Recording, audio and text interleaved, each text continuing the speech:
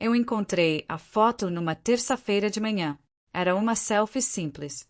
Um homem segurando um bebê. A mulher ao lado dele sorria com aquela leveza de quem se sente completamente amada. E o homem era meu marido, com cabelo mais curto do que o de agora, com um sorriso que eu não via há anos, num apartamento que eu nunca tinha entrado.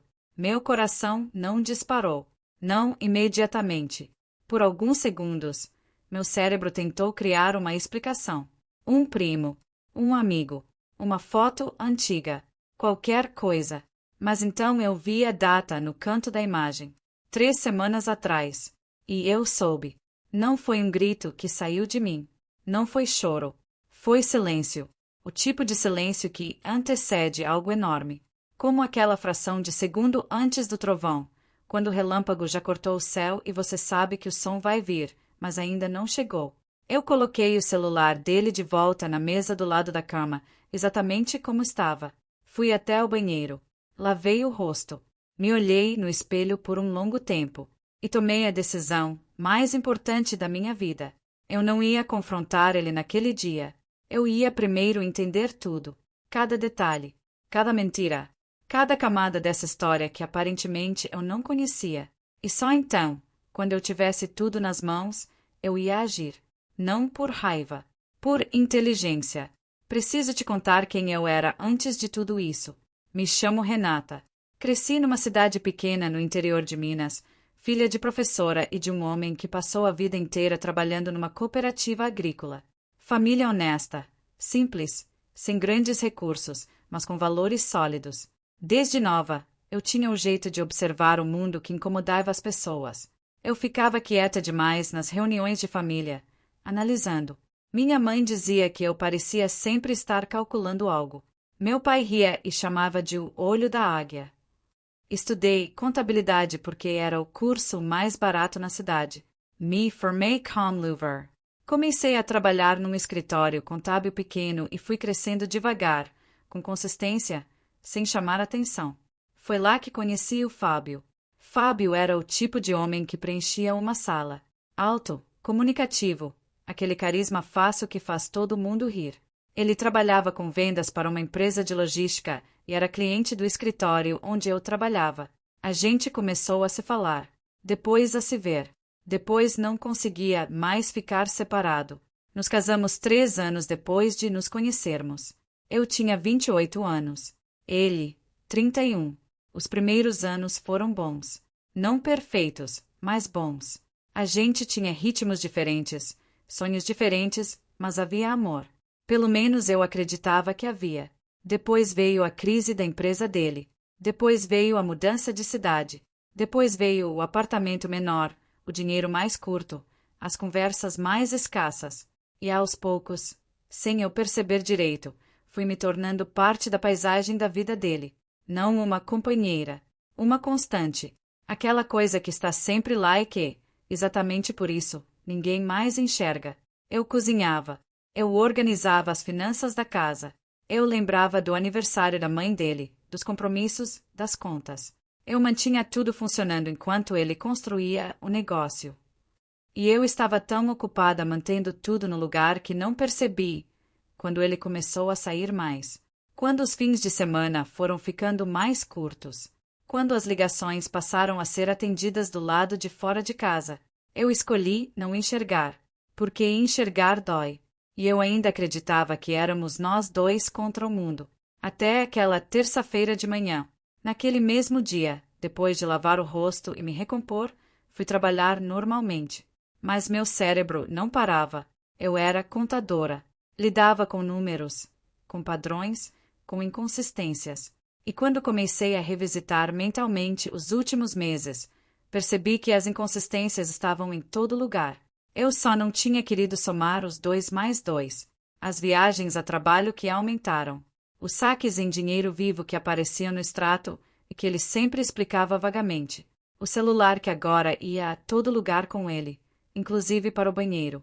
A distância que foi crescendo de forma tão gradual que eu me acostumei a ela como se fosse normal. Naquela noite, enquanto ele dormia, eu peguei o celular dele de novo. Dessa vez, não tive sorte por acaso. Tive método. Fui fundo. Conversas apagadas, mas com rastros. Aplicativos de armazenamento em nuvem que ele esqueceu de verificar. Um e-mail secundário que apareceu numa notificação rápida enquanto eu rolava a tela. E ali, naquele e-mail, estava o mundo paralelo dele. Não era uma aventura. Era uma vida. Uma mulher chamada Priscila. Um filho de 2 anos chamado Miguel. Um apartamento alugado num bairro a 40 minutos daqui. Contas divididas. Planos de fim de semana. Fotos de aniversário. Mensagens carinhosas, íntimas, do tipo que ele não me mandava há pelo menos 2 anos. Eu fechei o aplicativo. Deitei de volta. Fiquei olhando para o teto no escuro. Ao meu lado, meu marido roncava levemente, completamente alheio. E eu pensei, ele construiu uma vida inteira às minhas costas. Usou o nosso dinheiro, nosso tempo, nossa estrutura para sustentar tudo isso. E eu, que cuido das finanças desta casa há anos, nunca percebi porque ele foi cuidadoso o suficiente para me manter distraída. Mas agora eu sabia. E conhecimento é poder. Passei as 3 semanas seguintes em modo de coleta. Não confrontei. Não chorei na frente dele. Continuei cozinhando. Continuei sorrindo. Continuei sendo a Renata que ele esperava encontrar em casa. Por dentro, eu estava construindo um dossiê. Contratei discretamente um advogado especializado em direito de família, uma mulher chamada doutora Cláudia, que veio recomendada por uma colega de trabalho. Quando sentei na frente dela e contei o que tinha descoberto, ela me olhou com aqueles olhos que já viram tudo e disse: "Você veio aqui com cabeça fria. Isso é raro, e é exatamente o que vai te salvar." Ela me orientou sobre o que documentar, o que preservar, como agir legalmente. Me explicou sobre a partilha de bens, sobre as obrigações do Fábio com uma criança que eu nem sabia que existia, sobre os meus direitos. Enquanto isso, eu vasculhei nosso histórico financeiro com o olho de quem passou anos trabalhando com contabilidade, e o que encontrei foi pior do que eu esperava. Durante pelo menos 18 meses, o Fábio havia desviado recursos da nossa conta conjunta para uma conta que eu desconhecia. Pequenas quantias, sempre variadas para não levantar suspeita, mas que somadas chegavam a um valor que me deixou sem ar. Ele estava me roubando. Medicament. Com planejamento. Eu fotografei tudo. Organizei tudo. Entreguei tudo para a doutora Cláudia. E então veio o segundo golpe. Descobri que o apartamento onde a Priscila morava estava no nome de uma empresa. Uma empresa cujo único sócio, registrado discretamente, era o Fábio. Uma empresa que eu nunca soube que existia. Ele não era apenas um homem com outra família. Ele era um homem que havia planejado uma vida dupla com a eficiência de um profissional. Naquela época, eu ainda trabalhava no mesmo escritório contábil de sempre. Mas algo havia mudado em mim. A dor estava lá. Não vou mentir. Havia noites em que eu olhava para o nosso quarto e sentia o estômago virar de tristeza. Não pela traição em si. Meu amor por ele havia morrido antes mesmo de eu encontrar aquela foto, eu acho, mas pela humilhação. Por ter sido tão usada. Por ter cuidado tão bem de algo que era, na verdade, uma ilusão. Mas a tristeza não me paralisou. Ela me acelerou. Comecei a trabalhar num plano paralelo. Há anos eu acumulava clientes no escritório.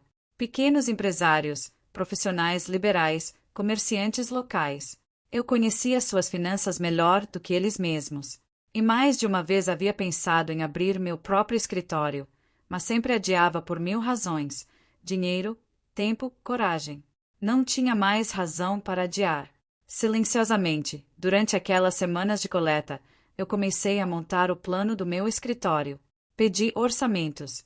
Conversei com fornecedores de sistema contábil. Fiz projeções financeiras. Mapeei os clientes que provavelmente me seguiriam se eu saísse.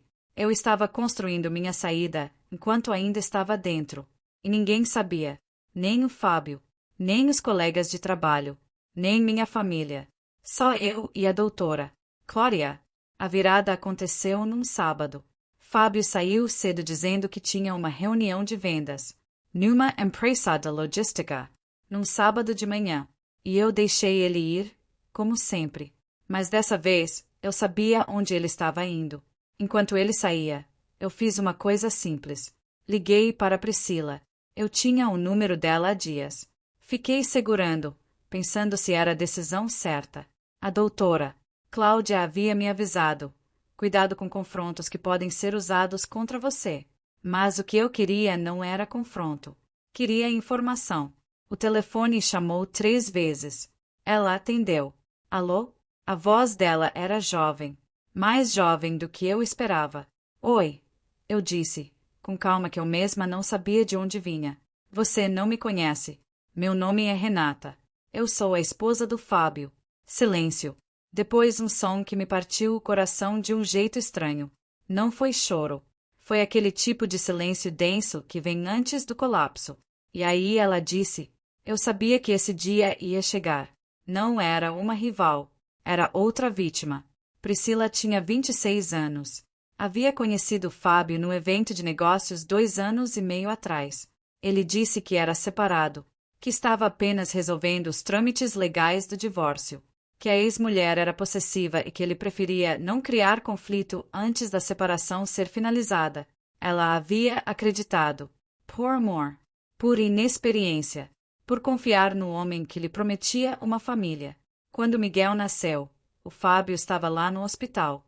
Assinou o registro. Assumiu a paternidade.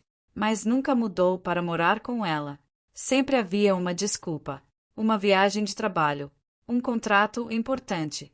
Uma semana corrida. Priscila havia começado a desconfiar há alguns meses. Mas quando tentava pressionar o Fábio por respostas, ele se esquivava com habilidade. Mudava de assunto. Prometia coisas. E ela ficava. Enquanto ela me contava isso, eu ouvia e tomava notas mentalmente. Ao final, eu disse a ela com gentileza: eu não te liguei para a briga. Te liguei porque você merece saber a verdade. E porque tenho documentos que vão ser importantes para você e para o seu filho. A doutora Cláudia havia me alertado sobre isso também. Miguel tinha direitos legais. Direitos que Fábio estava, provavelmente, tentando minimizar ao máximo. Marquei um encontro com Priscila para a semana seguinte. Quando Fábio voltou naquela tarde, eu estava sentada na sala lendo um livro.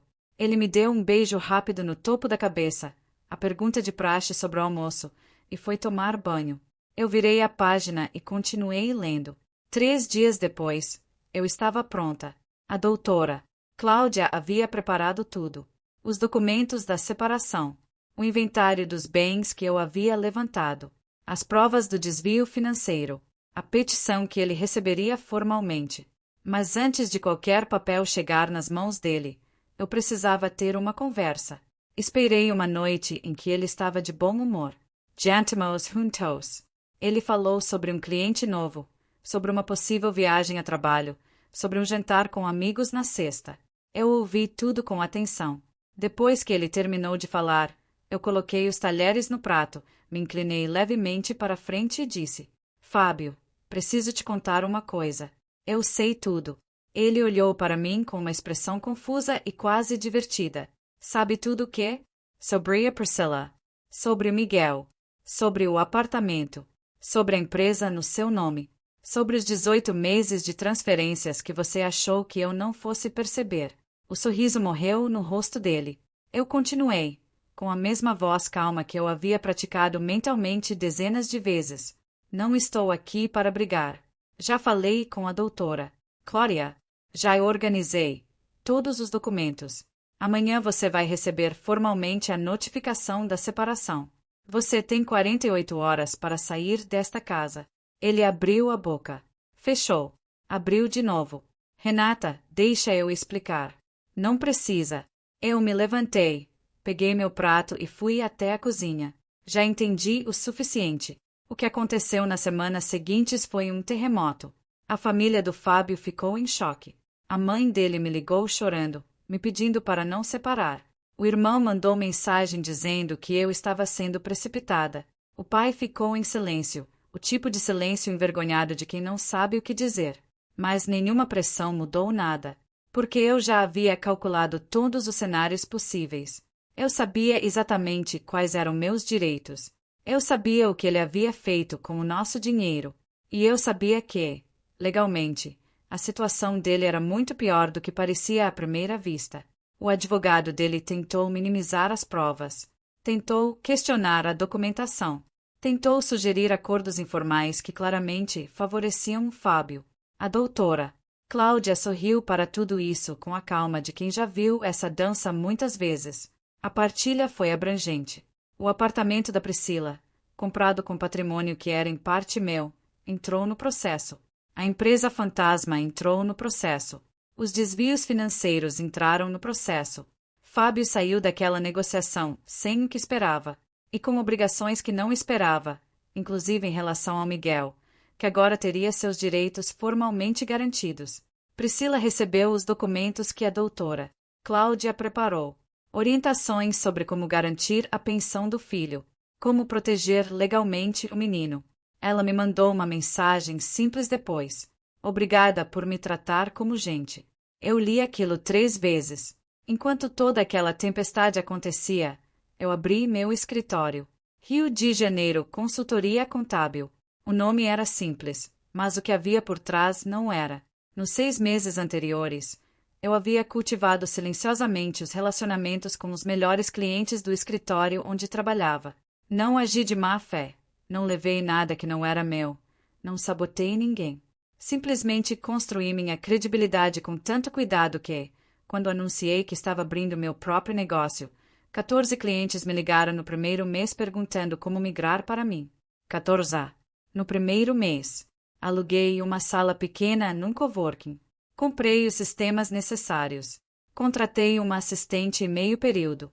E trabalhei com uma intensidade que eu nunca havia experimentado antes, porque agora estava trabalhando para mim, para o meu futuro, para a mulher que eu estava me tornando.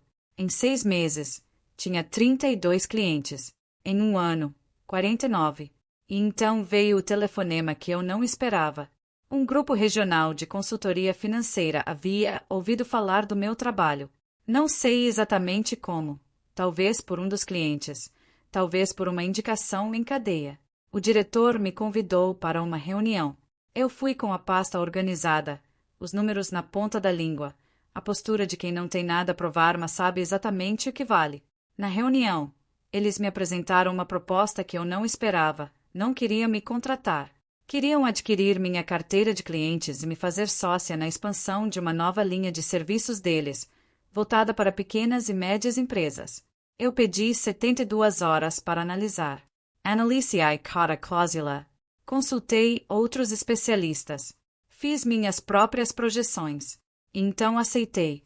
Não porque precisava, mas porque era o movimento certo na hora certa.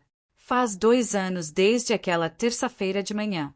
Às vezes ainda penso naquele momento no banheiro, olhando para o espelho, sentindo o peso de tudo que eu havia acabado de descobrir. E me pergunto o que teria acontecido se eu tivesse gritado, se tivesse confrontado na hora, se tivesse deixado a dor tomar o controle. A resposta é simples: eu teria perdido. Não a discussão, mas o jogo inteiro. Porque o Fábio contava com a minha emoção. Contava que eu fosse me desmontar, que eu fosse confrontar de forma impulsiva, que eu ficasse tão destruída que perdesse a capacidade de agir com clareza.